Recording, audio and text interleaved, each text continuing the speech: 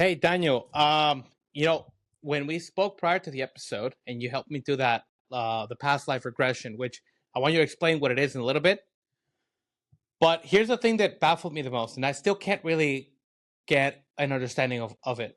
I don't know if I was looking in or if I was looking out, if that makes sense. So it really felt when you were kind of walking me through the hypnosis that I was really going really deep into my mind, and I saw what I needed to see, and maybe it was a message from my subconscious, maybe like literally what the name says, maybe a past life. But I'm still really struggling to be able to understand: is it going in or is it going out, and maybe to the past, right? So that's sort of what I wanna leave you with, and if you can sort of like explain what life regression is, and maybe if you can help me try to answer that question as we kind of get our episode started here. For that one, I think your guess is as good as mine, Mm-hmm. whether you're looking inside or outside. Because then I also wonder, is there a difference between inside and outside? Okay. Where do those memories reside?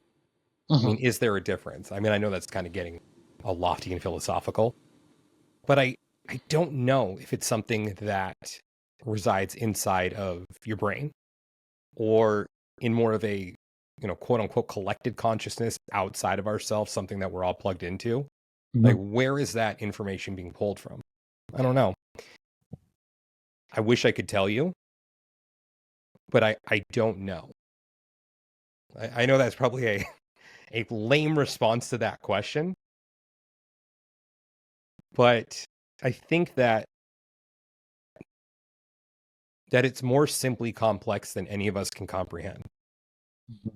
Mm-hmm. Okay. So then, what is a past life regression? Let's start with that, and then we That's a good can place to sort of, start. yeah. All right. So past life regression is where, I mean, in our situation, or as a practitioner, I take you back to revisit a past life. I'm sorry, a past Mm-hmm. life using hypnosis. So it is journeying inside to what could be deemed your subconscious or superconscious mind and drawing upon information that, look, I believe it's from a past life because most of my clients do see themselves in settings that are past related. But just like you and I talked about, I'm not opposed to the idea that it's all metaphorical. I don't believe that that's the case. I believe that it is real. I believe that when someone goes back to revisit these lives, they are having that experience of something they actually have lived. But a part of me does wonder if it's something that your mind is kind of projecting to make something more tangible in the here and now. So, for example, past life regression can be used, well, one, just for curiosity, but two, it can be used to address any issues you're having in your current life. So if there is a pattern or a rut that you're stuck in and you want to understand why, we can do a past life regression and see if this is something that's come up before. So with the pattern component, when someone goes back and sees that, okay, this has happened in many different lives, whatever this thing may be, whether it's a relationship or a way of being or a phobia or just fill in the blank. But the tangible is kind of what brings it in the here and now and what you do with that information. So do you want to make a change or do you want to just say, oh, here it is. Now let's just move forward? I mean, I personally think that it's best to make that change because why kick the can down the road? Because being a believer in past lives, I also believe in what would be deemed future lives. And I do believe that if we do not address these things that come up, then we're just going to have to face them in future incarnations. So why kick the can down the road? Okay. Um, is there a prerequisite of belief to having a session be more fruitful and to really work for you? Because, like, when you say past life regression, obviously some people are gonna say, "Well, that's impossible," right? That's like, I think that's the immediate reaction of a lot of people. Hmm? So if you go into this sort of session with that doubt, so to speak, is it possible that then the effects don't play the same, have the same impact? And if they do have the same impact based on the person's, or if they don't have that same impact based on the lack of belief, does it mean that the belief is a prerequisite for this to actually work? Does that make sense? Mm-hmm. I believe the only prerequisite is an openness to the experience. If you go in there saying this is not going to happen, then it's not going to happen. But that's also why I kind of go to the side of, I don't know if these are really your past lives. I believe that they are. Mm. But I kind of, anyone who's a skeptic who goes into it, I just say, hey, just trust the process.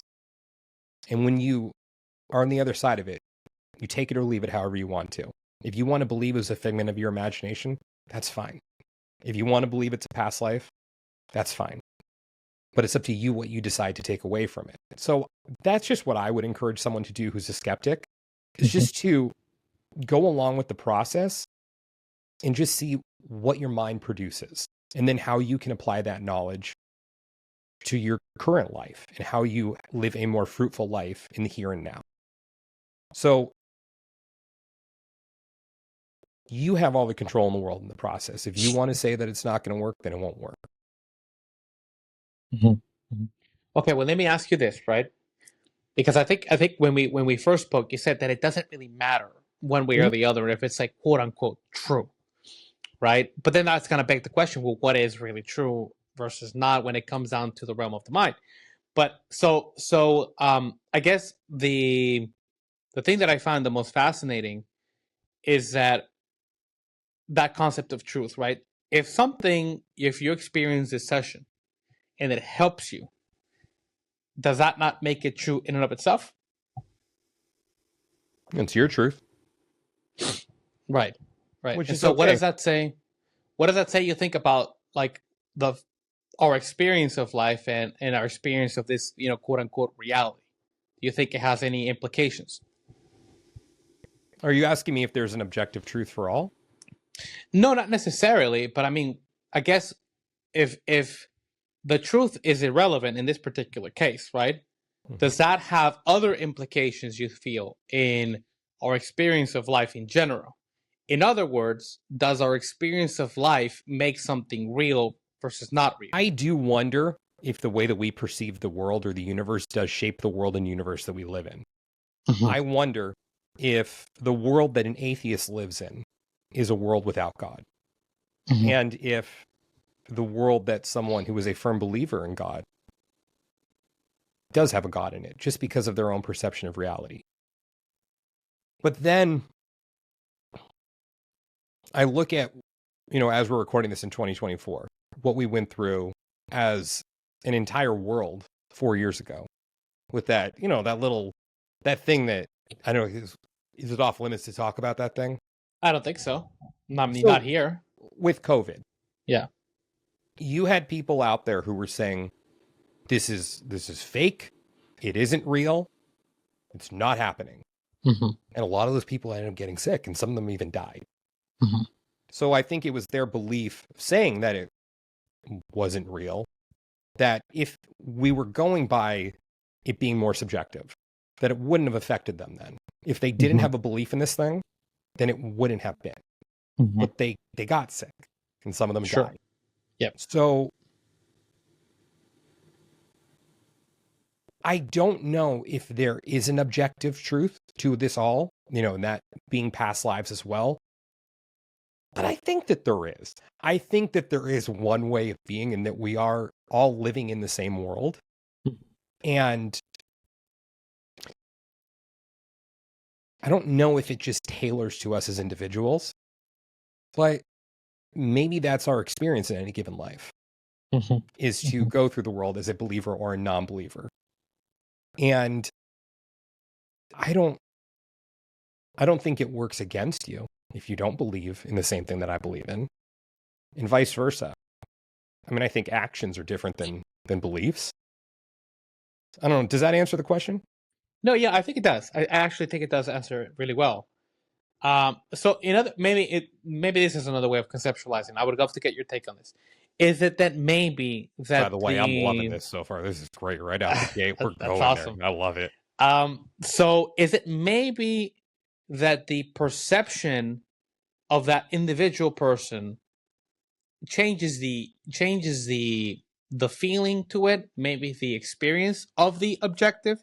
In other words, two people can see the same thing happen, have completely different perspectives on it, right? Mm-hmm. One person is half glass full, half glass empty, to put it in layman's terms, right? Mm-hmm. And so is it maybe that this quote unquote objective world is not really changing all that much? It's there, you could measure it, laws of physics, et cetera, et cetera. But then, like at the individual level and from the perceptual point of view, the way in which you interpret it is what changes the quality of life that you lead, and maybe perhaps the things that you focus on, which ultimately changes your perception of reality. Does that make sense? Yeah. So for that one, I can I can't answer that one with a personal story. Mm-hmm. I'm someone who, to this day, I still believe in science. That has never left me, even though I'm a past life regression. It's something that you really can't measure. But my firm belief in science used to really, I would place self-imposed limitations upon looking outside of that box. And I wouldn't really indulge in something like past life regression. But then in my early 20s, I came down with an autoimmune disorder, and I had to live with it. And Western medicine was not providing me the answers that I needed. So I decided to look outside of that little box that I put myself in.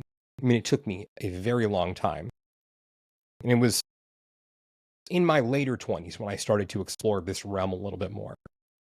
And I had my first past life regression in my late 20s. And the experience was so profound to me that I walked out a believer in past lives. And, a couple of years later, I took an astrology course. And my teacher, his name's Jim Scher, he taught me one of the most valuable lessons I've ever learned. It's the difference between believing and knowing. Oh. So to take Carl that Jung back, says the same thing. Yeah, so to take that back to my first past life regression, I don't know that my experience was real. That what I saw was real. What I felt was real. And in my objective reality, I felt moved. I felt changed. Now, I went in there hoping that it would heal my health issues. Admittedly, it didn't. But it gave me something much more valuable, which was a shift in perspective. So since I walked out a believer in past lives, by default, I became a believer in future lives. So I quite literally said to myself, these are the cards that I've been dealt this time around, so how am I going to play them? So I no longer felt like a victim of my circumstances. I just had to deal with it. It's like, yes, I'm not fully healthy. I'm not exactly where I want to be. Let's just deal with it. I just didn't view myself as a sick person anymore when I looked in the mirror. So that's the shift that happened for me. Same world, but just a different way of looking at myself in the mirror. And I could have walked away from that situation and said, that sucks. I had the expectation that I was going to be healed. Why wasn't I healed? The world sucks. But I made the choice to say, I want to live my life a little bit different now. And I did. So that's the change that happened for me. And I'm almost glad that I wasn't healed that day, because I think being fully healed would have been too easy. I think that there was a journey that I had to embark on in order to understand myself and the world around me a little bit more. And I also had the choice, again, to not take that journey afterwards. And I could have looked in the mirror still and said, I'm a sick person. But I didn't. Now, past life regression didn't force me to look at the world that way. That was a choice that I made. You said something that I think is very relevant to where I want to go. Take the conversation a little later. And you said that, like, if you had gotten it immediately, it would have been almost too easy. Mm-hmm. And it almost seems like the process of that suffering that you encounter in your lifetime, it almost feels like it's a necessary part of the process of becoming whatever it is that that person is hoping to become, right? And again, going back to the change in perception, maybe from what I'm understanding, and correct me if I'm wrong, is that you started looking at your suffering as a necessary prerequisite to the type of person that you want it to become. So in other words, it's like the pressure is what creates the strength, right? The lack of the pressure, there's no need to be strong, right? Is that sort of what you're saying with that? And what do you, kind of what's your take on that assertion? I can't say that I never would have found myself in the place that I'm in right now had I not gotten sick. But what I can say is that I would not be in the exact place that I'm in right now without I see what getting you're sick. saying. You know, where I'm at on my journey, this may have happened 5 years from now had I not gotten sick. Because, I mean, who's to say that there wouldn't have been other events that popped up in my life, maybe that didn't bring hardship, but that put me on a trajectory to look into these things a little bit more and explore. So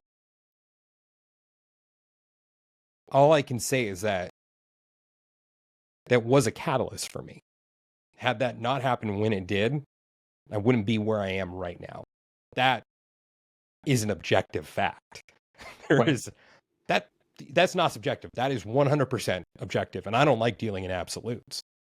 So no, I would not be right here, right now, if those things didn't happen. But I just need to reiterate for everyone listening. That's not to say that something would have not happened the next day or would have happened the next day that would have put me here tomorrow. But I would not be where I am today without those things happening.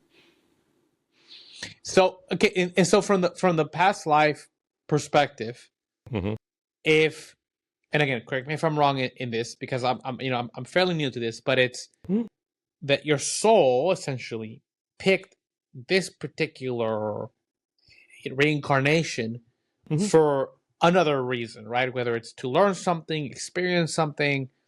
And so then do you think then the soul, if that's the case, would pick a life with so much suffering, with so much pain or adversity, and so on and so forth? Is it that it's longing for that to be able to learn and to evolve? And if it is learning to evolve to one end, like, where do you stand on that? Yes. Okay, I'll elaborate on that. That's not a good joke. I stripped and fall on that. It was like a tongue-tied. I do believe that the soul does go through evolution in any given life, and that we learn from any given situation. Now, I think there are some people that will look at a situation and say, well, that was just the way it was supposed to be. This is what you chose. And I look at a situation like that and I say, maybe, but that doesn't mean that it doesn't suck. Right. It doesn't mean that it doesn't really suck. Like, you can look at hardships going on around the world and you can look at it as, well, that's the choice that soul made to go through it.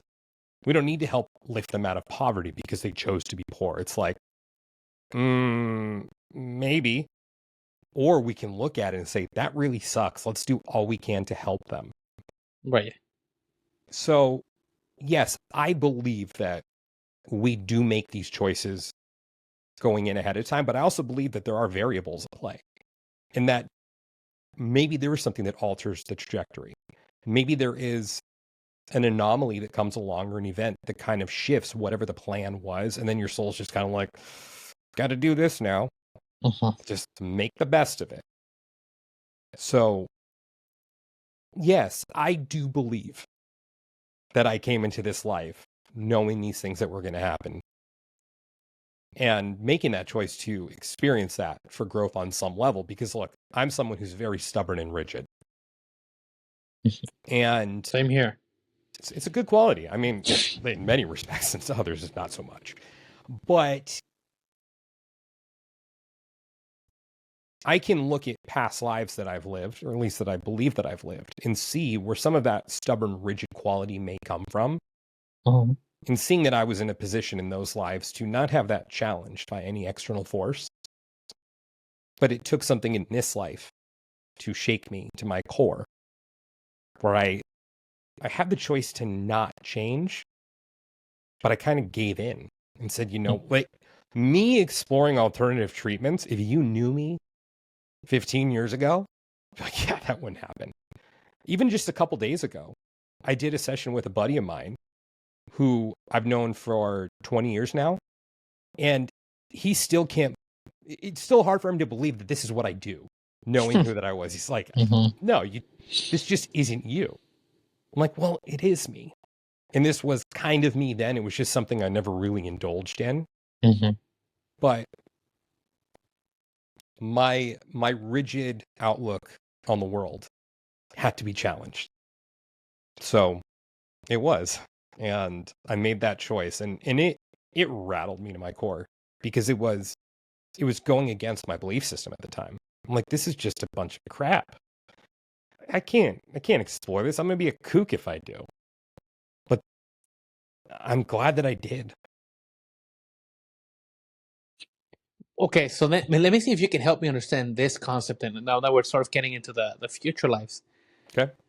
If the future lives, according to this idea, that they already exist, right, in the different timeline, because I'm assuming wherever these souls reside, time doesn't function the same way that we experience it here, right? So it's not linear. It's probably like kind of all mushed into whatever weird shape that would be, and it's kind of all happening at the same time, right? It's like the infinite present moment. I've heard it being called.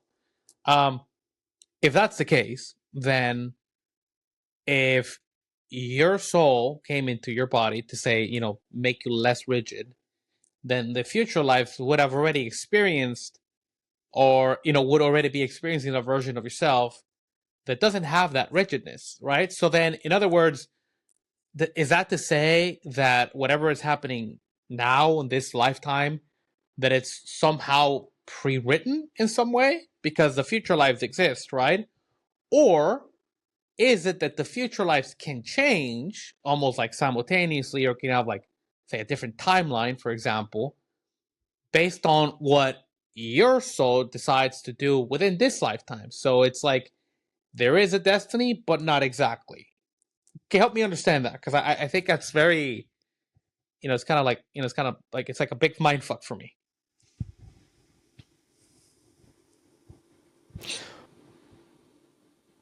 Work with me on this one right now. Sure, please.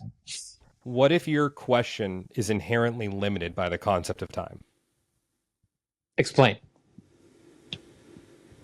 What if everything you said is true with regards to time? But what if lives aren't just relegated to time?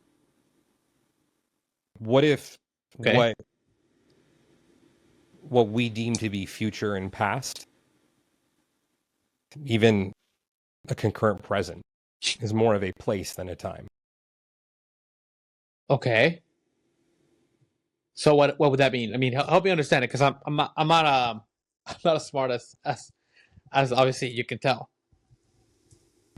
I give yourself a little more credit than that. In order to ask these questions, you got to have half a brain behind you. Yeah, you might not know. I might have ChatGPT down here somewhere. You know what I mean? Hey, you're still asking the right questions. So right. ChatGPT can give you 100 questions, but you're picking the you gotta right pick one. You gotta pick the right one. I guess that's true. Yeah. That takes a good brain. So I'm going to kind of go in even to the theoretical right now, because I don't fully understand what it is that I'm talking about, to be completely honest with you. Sure. When it comes to the concept of time. Because, and this is where belief and knowing comes into play. I don't know any of these things to be fact. Sure. But I do believe that time is a construct of humans that we have all collectively agreed to. Therefore, we all abide to it while we're in the body. Now, with that said, I do believe that the sun would still rise and set without humans being here. But did time occur just as a result of us measuring that sunrise and sunset and then applying a check mark to it, or a circle? And if that is the case, then since it's a construct that we've created in our 3D world, then yeah, it's probably all happening at once, because, well, shit, we created it. So what's the difference? Whereas these other lives that we're talking about, what if they're more place or even like location based. Almost like looking at them on a map instead of in a straight line. I see what you're saying. So with those lives, maybe they are happening concurrently in time. But what if they are happening in different places? So when you say place, you mean like a different dimension type of situation? Maybe. Or maybe it's just in one dimension, but it's place. And again, maybe location was the wrong word to use, because I think place and location are different things. But what if you're just jumping to a different place? Again, could be dimension, but maybe not. I personally think that just chalking everything up to, different dimensions, just way too simplistic. Right. Yeah. Right. So I'm not convinced that my next life would take place in the future in a linear time sense.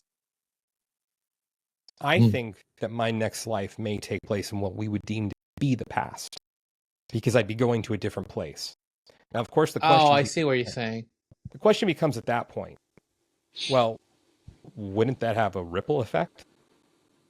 What if that's already happened in what we deem to be the past? Wouldn't that affect our present if you went back and made different choices? Because where does free will come into play? Again, maybe this is where dimensions are coming in, maybe not. Maybe things are splitting off all the time. I've heard the term fractures. My buddy Martin told me about that one. He's pretty smart. He's this British guy. I'll give him his kudos later. Some of these things just come out of conversation. That's why I'm saying these are my beliefs. I don't know them to be fact. But with a fracture, what if a fracture is the different choices that we make, and that kind of splits off and makes its own set of choices, or its own, for all intents and purposes, dimension that runs parallel to our own, maybe not in a up and down fashion, but right next to us. And there are circumstances being played off of that choice. For example, today, you and I, this interview started a couple minutes late because the wrong room was sent out to me by the automation, right? And we started about 7 minutes after our stated time. No, not a big deal. I set the time aside. I'm like, okay, whatever, it happens. But what if I made another choice and I got impatient? And I got up and I was like, you know what? I'm going to go stand outside for a couple minutes while I wait for him to reach out to me. And then we started a couple minutes after our start time because I made that choice. Does that choice exist somewhere else right now? And in that choice, did we start 5 minutes after the time that we started? Meaning that once we finish this interview, I'm ahead by 5 minutes in that respect, or in that parallel existence. Now, what do I do with that 5 minutes? What can change with that 5 minutes? Now, odds are nothing, because I have another call coming up in a couple hours, meaning that I'm not really going to go anywhere or make any big adjustments in my life that will massively affect the outside world. I may just go watch TV for an hour. Therefore, keeping it confined to just me. But what if those choices are being played out elsewhere? And what if they spring off a whole existence in and of themselves? But what if those choices are not in a different place, but they're just with us? And we have a vague awareness of them because they run so close to us. And I know that that's kind of a long tangent to go on, but what if it's not just a straight line that we're looking at, and it's so much more than that? By the way, I don't know what the hell I'm talking about. Let me just be very clear. Anyone listening right now, don't take that as gospel. I am not presenting scientific fact right now. I don't know if this can be measured in the here and now. I don't know that. I could just be a kook. But whatever it is, maybe it's the way that it is, maybe not. So it almost sounds like you're saying like they're kind of like happening, like they're like start to kind of split off, right? So it becomes like this like fractal type of pattern, Mm-hmm. and they're kind of all happening side by side. Um, which I think, I mean, I guess, I mean, conceptually it makes sense, right? But again, I mean, those things, I don't know how you could even be able to prove that. But here's the other thing that I want to ask you then. So let's say let's just take that at face value and say, okay, let's say it is like that, right? Let's say Maybe. there's multiple different timelines and different existences, right? So when you do have a past life regression, let's say taking this approach, could you maybe not even be looking? Because like again, you hear past life regression, word past, oh, it's something that happened in somewhere in my past lives, right? So Mm-hmm. something that I must have lived. Let's say we take this perspective. Could it then be that it may not be a past life, but maybe a life that happened in a different timeline altogether? And if so, then what does that say about, again, like maybe this dimension and everything else, right? We don't have to get into that because I think that would be, a very deep rabbit hole. But again, do you think it is possible, at the very least, that when you do look into like a past life regression, you're not necessarily looking in always in the past, but maybe in a different time and space altogether? Yes, I believe it's possible. I believe it's entirely possible. Then And you wouldn't think it would change anything if that was the case.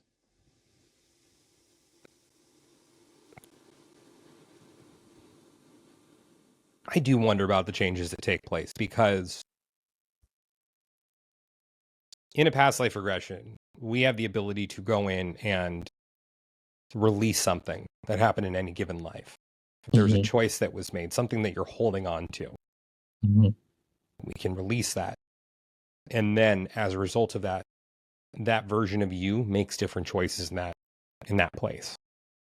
So the question becomes, well, what are the additional ripples that take place as a result of that choice that's being made? Are we creating a different existence in and of itself that doesn't affect the entire world? Because who's to say that, excuse me, if that person goes on and makes different choices, let's just say it was Raphael, or, we'll call you, I'm sorry, this is just what's coming to mind, right? We'll call you Donatello back in, Yeah. in 500 AD, or what we would deem to be 500 AD or CE.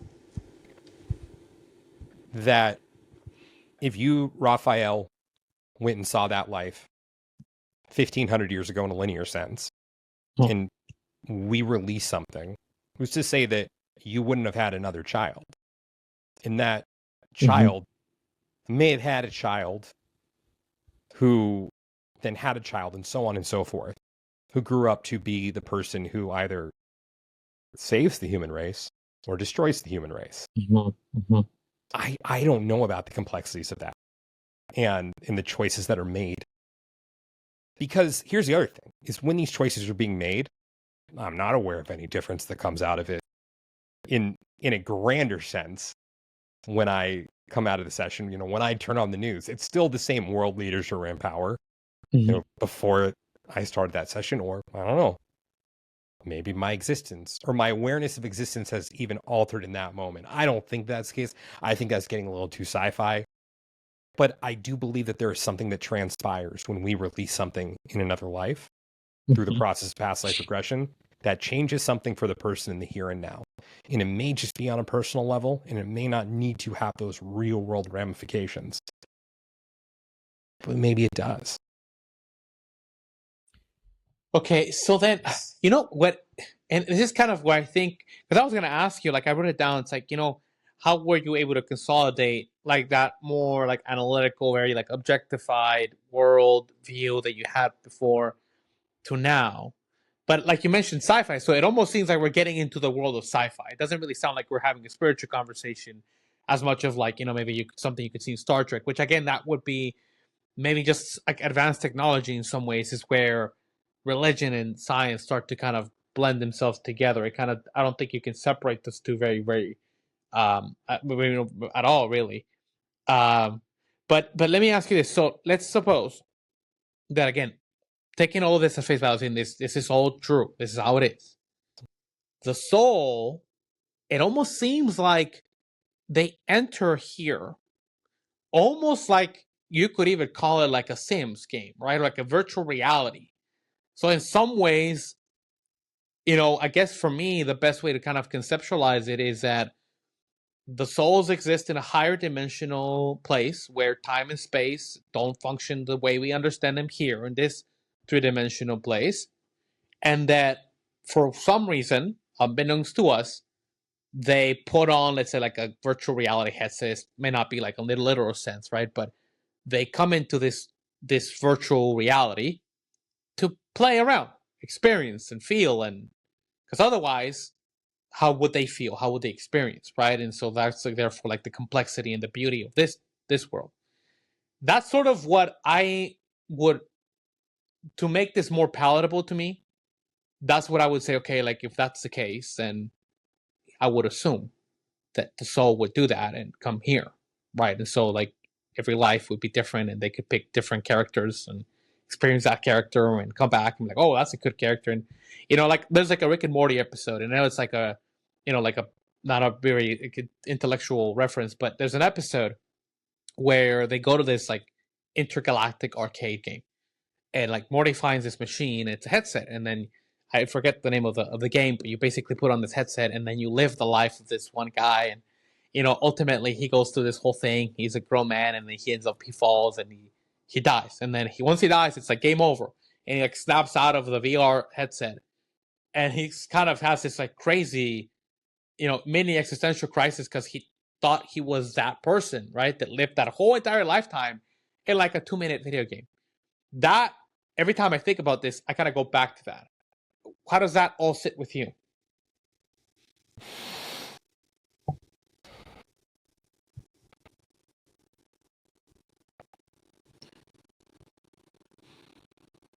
I think my issue with that is that where we are right now in late 2024, we are limited by our real world examples.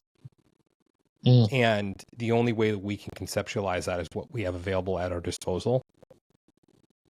So go back 100 years, even less than that.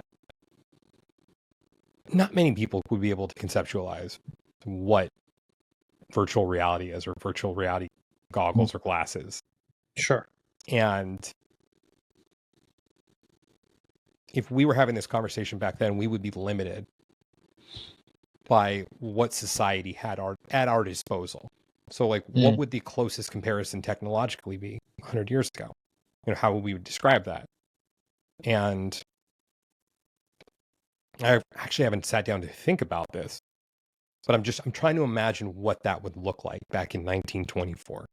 How would we talk about that? Because it's like, you know what I mean? There was no... I do know what you mean, yeah. Really concept of that back then. So I think how that limits us, it's like when you bring up The Sims. So my first thought when I think about The Sims and when I heard about the world being a virtual reality and using The Sims comparison is, I think about the first time that I played The Sims, when I think I was about 15 or 16 at the time.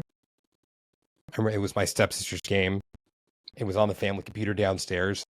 And it was like a week before school started, and I stayed up all night playing it. I mean, I really enjoyed it. But I was in control. I was the one saying, this is what this person's going to do. This is what this person's going to do. Sure, I didn't have to follow each of them around to the T, like we had the schedule set or whatever. I just let them sleep while the other one was doing what it was doing. But I was in control of everything. And so that kind of put it in my mind initially when I heard about the virtual reality thing. In comparison to The Sims, like, well, does that mean that there's no free will? Does that mean that there's someone with the cursor, the mouse, who's making all these choices? And I personally don't believe that to be the case. I believe that we have free will. And I believe that the virtual reality component, or, being a virtual reality, I think it's so much more expansive than we can comprehend at this time. And I think that there are more properties and elements out there that are influencing it, but that we still have free will at the same time. One of those being astrology. So, for your listeners, the basics for astrology are that each of the planets have their own properties and characteristics. It's almost like they have a life of their own. And there's an interaction that takes place with them when they're moving. And that also goes with some of the constellations, the zodiac, and that they have properties and characteristics of their own. Mm. And when you were born, the moment you were born, there's a snapshot taken of the sky where the planets are.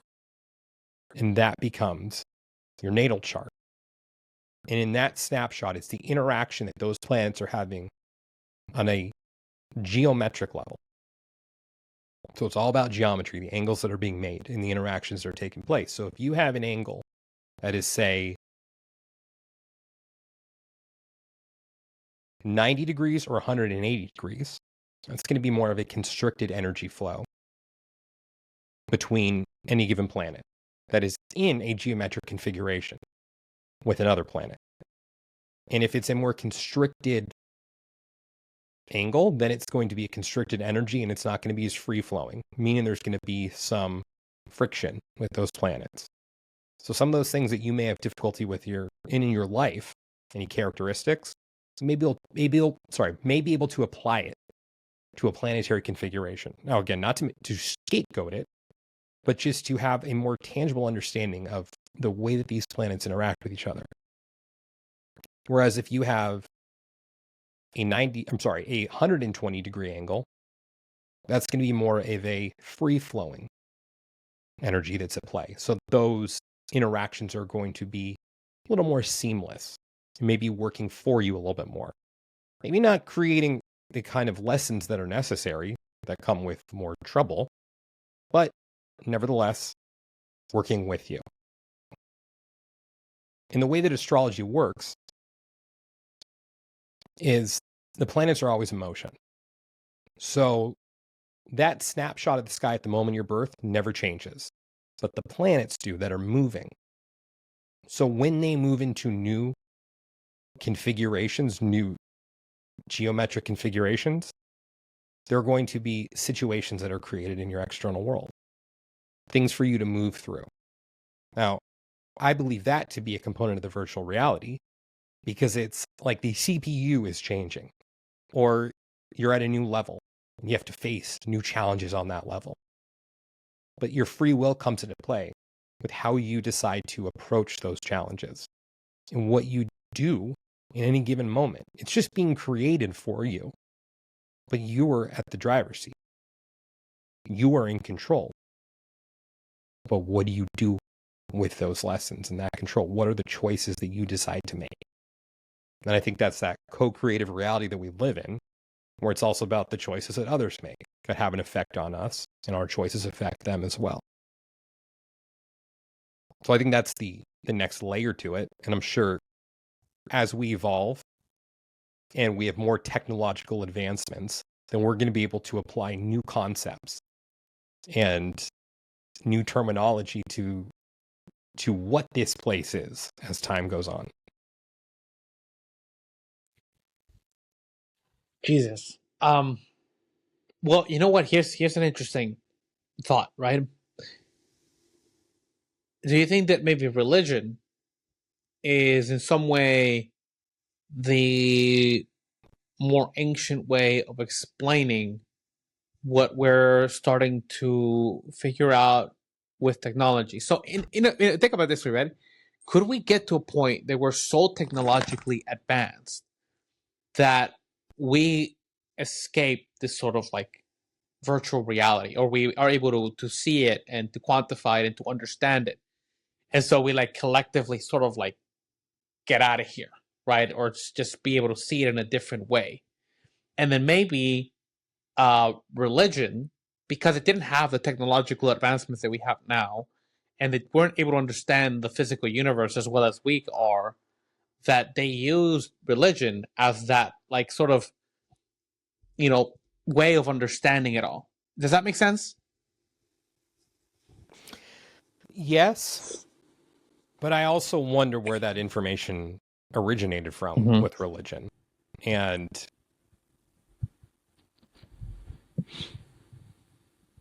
how, I mean, I do believe that a lot of those concepts were simplified for the people to understand at the time. Then again, where did it come from? I don't know, was it channeled information? Was it from aliens? Was it from God? Was it from angels? I don't know. I think that there's something to it. But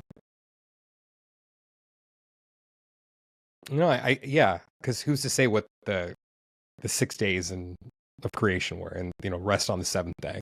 That's the way that people could understand it when it was written a couple thousand years ago.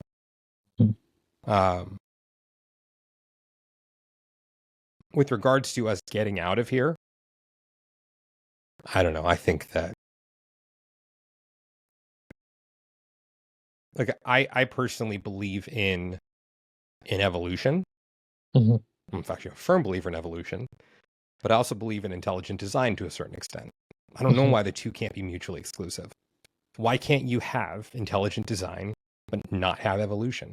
What if evolution was cooked into intelligent design? Right. And what if the Big Bang did happen, but it was designed that way? So I think that whatever it is will always be one step ahead of us. So there's not any getting out of here, even when we understand it. And I don't know. I don't know if we're supposed to understand it, though. Because I think that if we dedicate our lives to the complete pursuit of understanding that, then are we really living? What's the point of even being here if we understand this place? Right. I think the understanding comes wherever we go when it's elsewhere. If that's, I personally believe that there is an afterlife and that there are different places we go to when we leave the body. I don't know. Maybe not. Man. All right. Let me take it back to astrology a little bit. Awesome. So most people, myself included, aren't really familiar with sort of like the concept of astrology that you described a little bit earlier with the relationship between the planets and their positioning and so on. Most people's sort of like understanding of astrology is like, okay, I was born on a certain date and I will have these characteristics. I'm a Leo, therefore I'm this, right? I'm an asshole because I'm a Libra, right? Type of thing. And it's sort of like the scientific counter argument to that. And I remember, I think it By was the way, Carl not Sagan. typically the assholes of the zodiac, but sure, we'll go for it. Right. Yeah, no, sure. But but so like I think like the counter argument is like I think I heard it with, like, I think it's Carl Sagan in Cosmos, and he was saying like, well, imagine if two twins are born at the same exact time and they both display completely different personality traits and characteristics, then that in of itself would disprove the influence of birthing times and dates on personality and behavior. And that's to the extent that most people understand astrology, right? But what you're saying is a little bit different. Walk me through that a little more. Like, help me understand how this concept of astrology can be taken seriously by an outsider, from an outsider's perspective. So most people's understanding of astrology is bullshit horoscopes. Now, I don't think horoscopes are necessarily bullshit, but it's kind of like I don't know how it is for women, but I know for me, when I buy my socks, I buy socks that are size 6 to 12. For shoe sizes 6 to 12. I'm a 10.5, but for the men's socks, they don't have, I've never come across a 10.5 size sock. It's either a 6 to 10 or 6 to 12 or whatever, other size, just 6 to 12. So it works for my 10.5. And it works for someone who has a 7. The same sock fits the different size foot. It just works. So that's what I think. It's a foot. It's kind of like, oh, I'm a Taurus. It's like, okay. Yeah. But that just takes that one sign into consideration, where the sun happens to be at the time of your birth. Now, that lasts for approximately 30 days. So,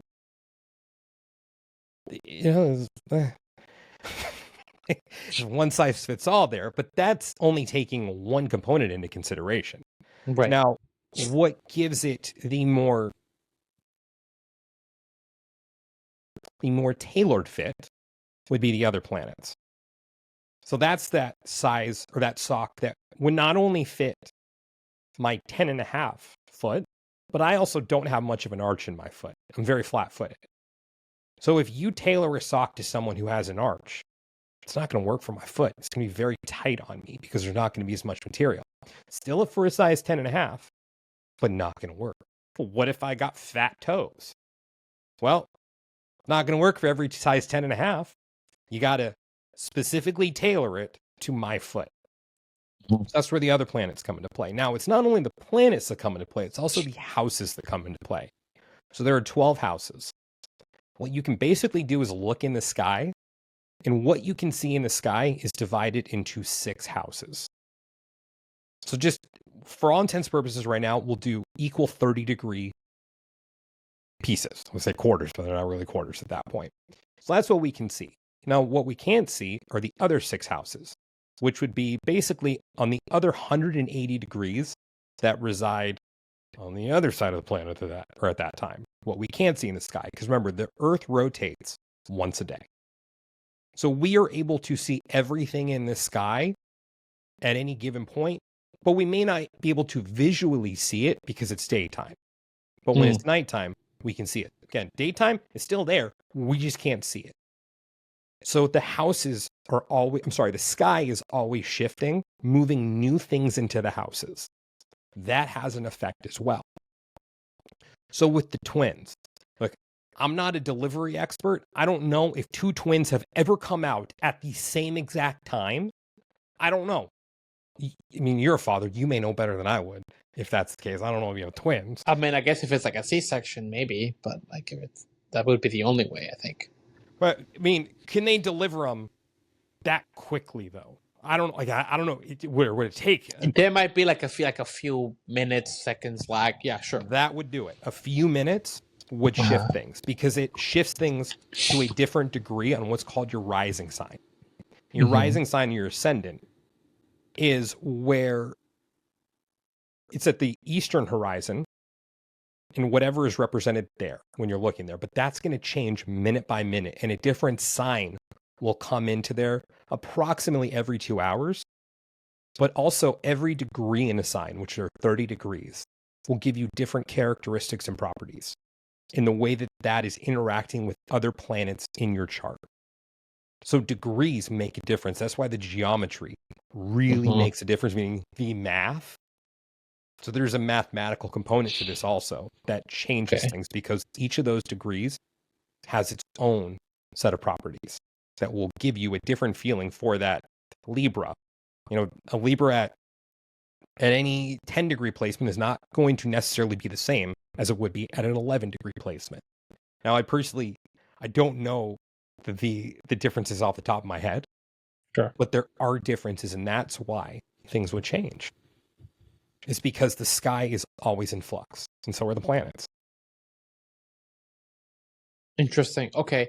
So I understand that concept. Now help me understand, like, how does that planets being in a different placement, how is that connected at all to like a person's like luck or, you know, ability to have money or, you know, personal traits or whatever have you? Like, what is that correlation? Like, that's where I think people have a hard time understanding, like including myself. It's like, how is something so astronomically large as the universe and the placement of the stars, how can that have an effect on an individual? Is it at the soul level, or, you know, I just can't understand that.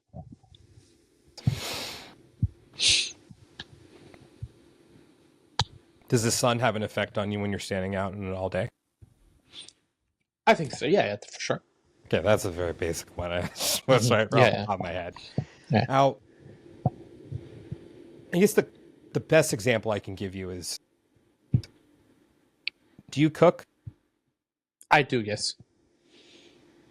What happens if you put a little too much salt into a dish? It's gonna be a little too salty. You might have to add something else to like dilute it or whatever. But yeah, I get your point. So just imagine that it's these planets have their own, like a life in and of themselves and their own characteristics. So you may have a little more of something than someone else does, or a little more than what may be tolerable, but you just got to work with it. Now, it's not always a bad thing. Now, there's this thing called chart envy, where someone who knows astrology will look at someone's chart and say, wow, that's a cool chart. Because it's usually a very easy chart where everything is working very seamlessly. But that's someone who, you look at them, you're like, yeah, sure, everyone has their shit. But your life has been pretty good for the most part. And they might be like, yeah, I haven't really had any hardships. Everything comes really easy to me. I don't get chart envy for those charts. I get chart envy for the difficult ones. Because I look at that and say, wow, you have the opportunity to accomplish 10 lives worth of growth in this life because of that chart that you have. Because it's like, imagine that chef that can make that dish work. But also... I see what you're saying. Okay. And when it comes down to also making that dish, it's like you understand the interactions of the different ingredients. You understand that when you put this and this together, you get this. Like when it comes to cookies, like you can make that cookie with certain ingredients, but then you can also add in other ingredients to make a different cookie. Sure, you're going to have your base ingredients, but then there are other, like what if you want to add macadamia nuts to it? And not every chocolate chip cookie is the same either. No, they're not. Yeah. Right. They're all different. So even if you're using the same ingredients, there's just going to be something different about every chocolate chip cookie. I see what you're saying. Okay. So essentially what you're saying is that like every placement, every planet is like a small ingredient in the dish that is a human being. Yeah. Okay. At least that's the way that I see it. I could be way off with that one. Okay. I think the explanation makes sense. And so then maybe it's like something to do, maybe like, and like I'm trying to like see, like be here, like play the devil's advocate here, right? Oh yeah.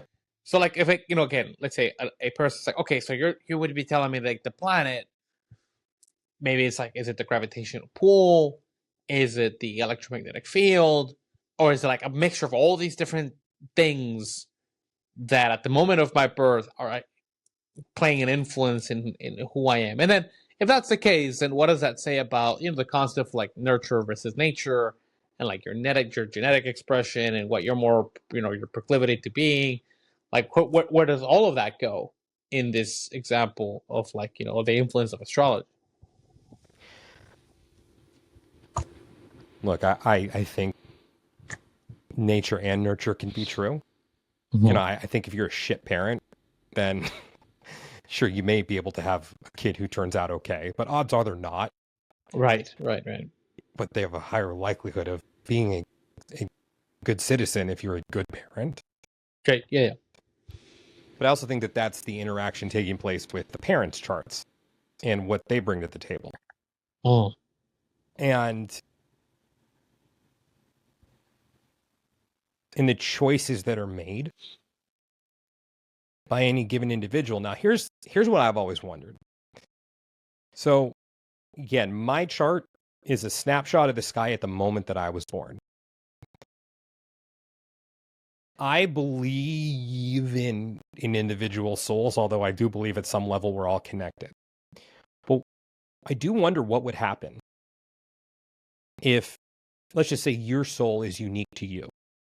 If your soul was born with my chart, would it operate in the same exact way as I am in my soul? Or would there be differences? Is that where the free will comes into play? Is that where the evolution of the soul comes into play? Is that how the soul just deals with whatever it's given? I don't know. I mean, it gives you a lot to think about. But again, with the, you were talking about the gravitational pull and the exchange of energy or whatever it is that's going on with us and the planets. And I don't fully know the complexities of it other than just the mathematical and geometric configurations. That there are some angles that give it rougher properties or more seamless properties. So I wonder if there's an interaction going on between the planets. And so it's not only about what any given planet is doing for us, but the totality. But also, here's the other part of astrology. I think we're limited by our understanding of it right now, because I don't think the system is complete. I think that there is so many additional layers to it Like, for example, from our understanding of it, and this is just the understanding, I don't know this to be the case. Astrology's been around for a couple thousand years. Yeah. And initially, it was based solely off of observation. But if you go back to that time, sure, there are ancient civilizations where it appears that they had an understanding of the outer planets, but that most only knew the inner planets, that they couldn't see Uranus, Neptune, and Pluto with the naked eye. That only the inner planets or out to Saturn could be seen. So for a long time, astrology didn't take the outer planets into consideration. It was only the ones that were observable. Now, does that mean that those outer planets weren't affecting our lives, even though they weren't being taken into consideration, or they couldn't, or just because they couldn't be seen? So that's why I don't know if the system is necessarily complete. Meaning, I see what you're saying. So if we don't even know what else is affecting us, how could we fully know how those effects are even taking place on us? I think it's all just speculation at that point. Because again, I don't know if that can be measured. And, but even when it comes to belief, I don't think that my belief in astrology makes it real. I think that astrology has always been with me, even before I believed it, because up until the time I was 30, I thought it was a bunch of bullshit. But if I go back and look at the transits, man, the transits are where the planets are in relation at any given point to my natal chart. If I go back and look at a transit that happened, say, 15 years ago and see what that chart is telling me, it makes sense with regards to what I was experiencing at the time. So just because I didn't believe it didn't mean that it wasn't having an effect on me. I see what you're saying. But I think it's important, even if you do believe it, not to be a slave to it. Right. Like, don't let it control your life. And also don't, like, because, that's one of my pet peeves if someone just says, oh, I made this bad decision because I have this configuration. Yeah. It's like, yeah, but there is some accountability that you need to take for making that choice, because you are not a slave to your chart. You gotta deal with it. Right. Okay. Well, let me ask you now, sort of like in wrapping up our conversation. I think there's like the one big question that remains, and I really want to get your perspective on what do you think then the role of God is in all of this? I think God is in everything. Okay. I mean, just straight up, I think that I don't know what God is. I believe that there is a God, like one ultimate God. I don't believe in multiple. I'm not opposed to it. If that's anyone's belief, that's totally fine. Again, I can't even prove God's existence. I'm even getting to that point now where I have faith, because I think there's a difference between belief and faith. Yeah. Having faith that God is out there, but I believe that God is benevolent. I don't believe in a fear-based God, that God is out there judging the choices that we make. I think that any choice that we make, whether that be perceived beneficial or harmful, I think God loves us for every choice that we make, because we learn from it. Again, that's not to take away accountability for any bad choices that are made, but I personally don't live my life asking what would God think if I did this. But that's just me. But I believe that God is in every one of us, and that God somehow was an awareness of anything and everything going on in this big, beautiful tapestry of the universe, or the universes, or whatever, what goes beyond our comprehension. I believe that there is something that has that awareness of everything going on, and is allowing us to have free will in its creation. Yeah. I think I mean, I might have seen a video of it, but it's like, so there's like this like limited constraint, which is the human understanding and the human language, to try to explain something that is unbound and limitless, right? So there's never really gonna be um, a good way to describe it or to even really truly comprehend it. Mm-hmm. But maybe to your point earlier, maybe the point is not to understand it and comprehend it. Perhaps the whole point is to just experience it and to be able to feel it, you know? Um, that being said, Daniel, we've covered a lot of ground. This has been probably one of the funnest conversations that we've had on the podcast. There's so many cool topics. Um, but if there were a few things, or maybe one thing that a person that was crazy enough to make it this far, and then you were like, you know what, I would love for you to walk away with this. What would that be?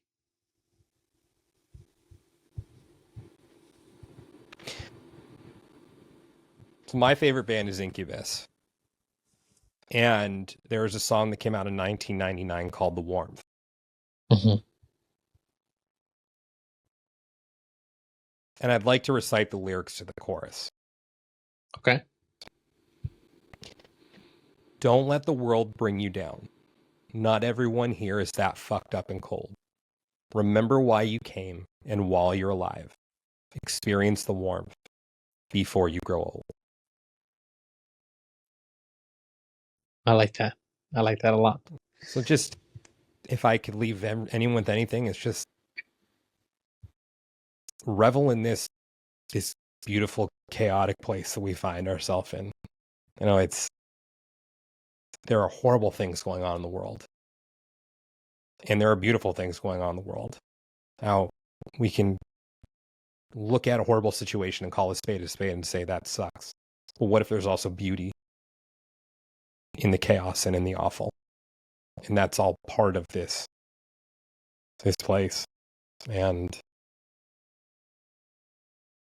again, there's a lot of bad going on. And I don't want anyone to turn a blind eye from that. But I think that there's growth that takes place from everything that we experience. So experience the warmth before you grow old. Because that's the other thing. I don't believe that the soul ever dies, but I believe that this is the only time I'll be me, and that this is the only time that you'll be you. And I think that each and every moment of that should be appreciated and lived to the fullest extent that you possibly can. Now, if you need to take a day and take a nap, that's okay. But eat cookies. Have fun. I've actually been thinking about cookies since you mentioned them. Yeah. No, well, definitely. I am a Taurus. We do like our food. Yeah. Well, Samuel, again, man, thank you so much. Wait, who? I think we're gonna have to do it again. Samuel or Daniel? I think Daniel. Samuel was one of my past lives. Maybe. I don't know why that. I mean, like it's close enough, but yeah. But Daniel, again, I mean, thank you so much, man. This was a really fun conversation. And like I said, I think we're gonna have to do one more because there's so many things that we can cover. So we'll be in touch. And again, thank you so much. And actually, before I let you go, where can people find you? Website, social media handles. I mean, we'll put them in the description. But if you want to kind of give yourself some advertising here. Yeah, it was also one thing I want to say before I drop that in there. So Raphael and I had a conversation a couple weeks ago. And one of the things I said to him, sorry that I'm talking about you in the third person like you're not here. That's fine. But, I know. Right? So one of the things I said is, just ask me questions I've never been asked before. And I don't know if these are questions I've never been asked, but I've never been asked these questions in this way, which makes it fun. So I think that kind of piggybacks earlier off of intelligence. And that's just my way of saying I think you're really smart, because I think it's so important to know how to ask a question. And I think that if people understood the right way to ask a question, they'd be surprised by the answers that they would receive. I agree with that. So I just want to commend you for the answers. I'm sorry, for the questions that you asked, because it made it fun for me. I love going to those places. So thank you for that. And that, I just wanted to give you the kudos for that. I thought that was really Oh cool. no, thank you. That means a lot. And I we do try to get better. And sort of what I've realized also with doing this is that my nobody really cares about what I have to say as much, which is a good thing because I get to devote all of that time to thinking like how can I ask something that I want to answer to in a way that's easy to understand, that has some level of depth, and that allows the people that we invite to really showcase, how great they are. And I think that's the fun part. It's like, it's just having that responsibility of like making sure that I help you come across as the expert that you are. And so I think it's like, it was a really nice symbiotic sort of relationship there. Mhm. And I'm glad you enjoyed the questions. It really does mean a lot because we put a lot of thought into them, and we hope that you enjoy them as well as the viewers. So again, that's a huge compliment. Thank you very much. You're very welcome. Yeah, and thank you for having me on. So your audience can reach me at the Past Life Regressionist on Instagram. My Mm-hmm. website is thepastliferegressionist.com, and I have a podcast called Timeless Spirituality. Yeah, and we'll link it to the description. Which, by the way, if you want to send me all of that, and we'll put it in the description. And again, thank you again so much, and thank you so much to the people that made it so far. And just stay tuned because I think we need to do it again. I'm in. Awesome, you got it, man. Thank you so much. You're very welcome. Thank you.